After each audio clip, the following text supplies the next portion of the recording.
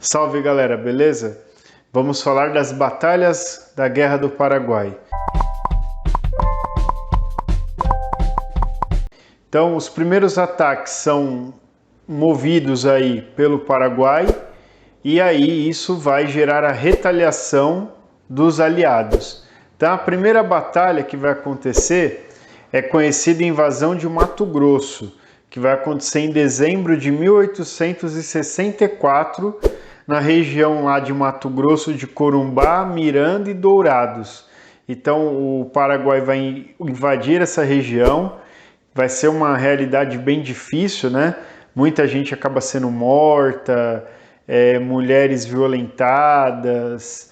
É um cenário terrível que se constrói lá. Depois, o Paraguai vai tentar invadir a província de Corrientes, na Argentina. E aí, dada essa tentativa de invasão de Corrientes na Argentina, em 1865, a Argentina vai então se organizar junto com o Brasil e com o Uruguai e estabelecer lá a Tríplice Aliança. A tomada de Uruguaiana, no Rio Grande do Sul, no início de junho de 1865.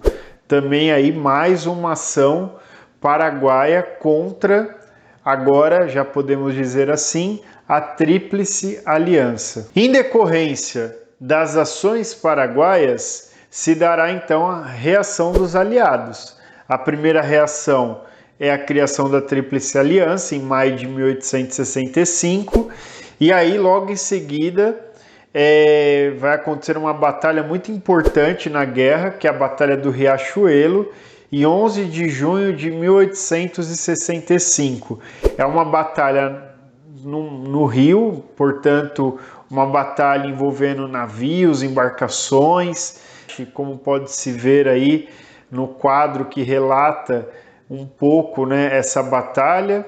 Claro que com toda a sua questão de ufanismo, de exaltação da Marinha de Guerra brasileira, mas estamos aí nessa conjuntura. Essa Batalha do Riachuelo vai fortalecer muito, mas muito mesmo, a Marinha de Guerra do Brasil, né, que a gente canta tão bonito, né? Qual cisne branco que em noite de lua vai deslizando no lago azul.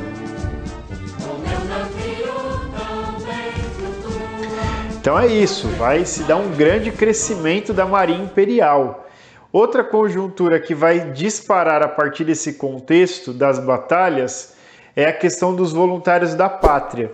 O que eram os voluntários da pátria? Primeiro que não eram tão voluntários assim. Voluntário é aquele que age de acordo com a própria vontade. Voluntas.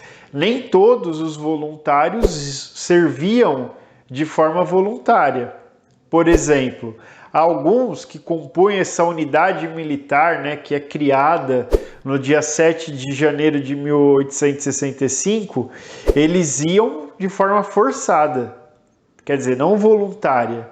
Então, por exemplo, senhores, donos de humanos escravizados que não queriam ir à guerra e enviavam lá os escravos, os negros, no lugar, né? Então, isso vai gerar toda uma discussão também sobre a presença ou não de negros no exército brasileiro. E aí os negros que formavam o exército brasileiro vão levar os jornais paraguaios a chamar os soldados brasileiros de Los Macaquitos, como pode se observar na imagem aí, ó. Então, é uma forma jocosa com que se tratava o exército brasileiro, porque era um exército que era composto aí de soldados negros. Outro movimento importante da guerra é a ação agora dos aliados de invasão do Paraguai. Isso vai se iniciar em abril de 1866, sob a liderança do importantíssimo general Osório, sobretudo naquilo que ficou conhecido como Batalha de Tuiuti, que é a maior e mais sangrenta batalha campal de toda a Guerra do Paraguai. E essa batalha aí, ela é interessante porque os soldados da aliança, né, chegam àquela região de Tuiuti começam a montar o acampamento militar e eles são pegos ali de surpresa por tropas paraguaias. O exército paraguaio então vai atacando esses soldados da aliança que buscavam o caminho até a fortaleza de Humaitá para depois chegar em Assunção. O exército de aliados sofre uma derrota no primeiro momento desse conflito. Depois Osório reorganiza as tropas, consegue avançar sobre as tropas paraguaias e vencer essa batalha. Osório queria continuar seguindo os paraguaios para tentar já liquidar a guerra. Porém, Mitre, que era o chefe, né, o maior, né, aquele que comandava todas as tropas e presidente da Argentina, por sua vez também, ele não concorda com a ideia de Osório de continuar em busca lá dos paraguaios. Então Osório se sente meio frustrado com essa situação e aí ele resolve se retirar, galera, da guerra. Continuando, se dá uma outra batalha, que vai ser a Batalha de Curupaiti, de 1866. Mas antes de falar dela, é importante lembrar que alguns historiadores vão dizer que, antes dessa batalha, Solano Lopes tentou um tratado de paz, convocou um encontro com os membros da aliança, só que apenas a Argentina se fez presente. Então, quer dizer, não rolou o acordo de paz. E aí veio a Batalha de Curupaiti, que foi às margens do rio Paraguai, que ficava próximo ali do Forte de Curupaiti. E galera, deu muito ruim para as tropas que basicamente eram encabeçadas ali pelo exército argentino e uruguaio. Muita gente morreu, foi a maior derrota dos aliados na história da Guerra do Paraguai. E aí, em função disso, praticamente os soldados paraguaios e uruguaios vão ter uma diminuição muito grande e quem vai continuar ali a tocar esse movimento de guerra é o Brasil. Após a Batalha de Curupaiti, pelo enfraquecimento das tropas uruguaias e paraguaias e pela desordem estabelecida no exército, quem vai assumir a frente do comando vai ser ali Caxias, que era um grande conservador. Isso vai gerar um problema político para Dom Pedro no Brasil, porque os liberais não gostam muito da ideia, mas Caxias era um grande militar, um grande estrategista, alguém que conhecia muito das artes da guerra. Então, em fins de 1866, ele assume o comando das tropas, ele vai então fazer um movimento de retirada de Laguna, que é em maio de 1867, parte do exército então vai sair pela região de Laguna para cortar ali por dentro das regiões depois do Paraguai, entrando de novo na região brasileira e voltar ali à capital. Isso não dá muito certo, porque quando esses grupos chegam em Laguna, há uma destruição da cidade, muita fome, muitas doenças. E outro movimento importantíssimo feito, e agora encabeçado de fato, porque nesse ele foi à frente, Caxias, foi a tomada da fortaleza de Humaitá, em agosto de 1868. Então, para fazer a tomada dessa fortaleza, que por incrível que pareça, tinha sido construída com a ajuda de engenheiros brasileiros, Caxias vai usar até balões que eram usados lá nos Estados Unidos na Guerra de Secessão, para observar o exército paraguaio. Também vai ser utilizada ali linha férrea, quer dizer, há toda uma estrutura que é pensada para a conquista dessa fortaleza. Por quê? Conquistando essa fortaleza era um passo para se chegar ali em Assunção, a capital do Paraguai. Outro movimento interessante dentro das batalhas são as dezembradas, que acontecem em dezembro de 1868. Então, trata-se de uma série de batalhas que foram vencidas pela Tríplice Aliança.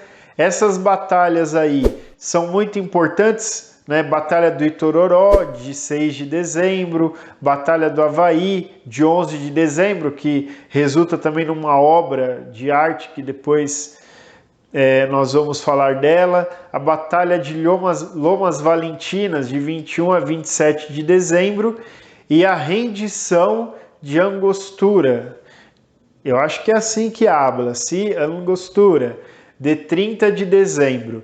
Essa série de batalhas aí, elas são vencidas, se dá a conquista ali de Humaitá, só que a guerra já estava ficando muito extensa, cansativa, isso começa a gerar problemas, né? Então, uma quantidade menor de voluntários, a cólera que vai assolando, tomando conta do Brasil.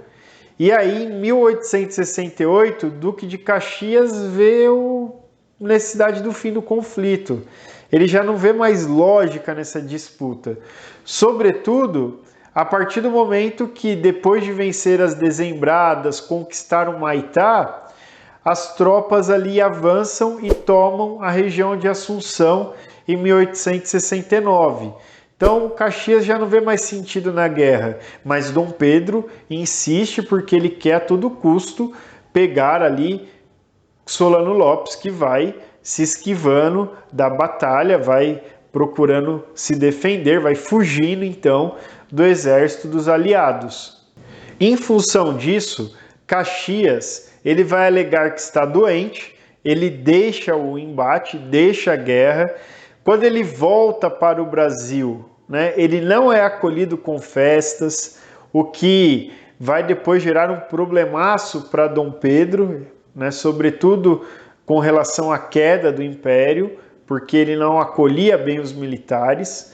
Embora Caxias tenha recebido o grão colar da Ordem de Dom Pedro I e tenha se tornado aí o primeiro duque da história do Brasil, e aí ele vai virar o Duque de Caxias. Outro que volta da guerra, e esse é aclamado como herói nacional, ícone da bravura, o homem que tem o corpo fechado, que as balas não conseguem penetrar o seu corpo, é o general Osório. Então esse volta, é bem acolhido, mas não pelo Império, mas pelas pessoas. O exército brasileiro, então, sem Caxias, passa a ser comandado pelo Conde de, que era marido da princesa Isabel. Ele vai assumir o exército brasileiro em 22 de março de 1869, um exército aí com aproximadamente 25, 26 mil homens, que já estavam cansados.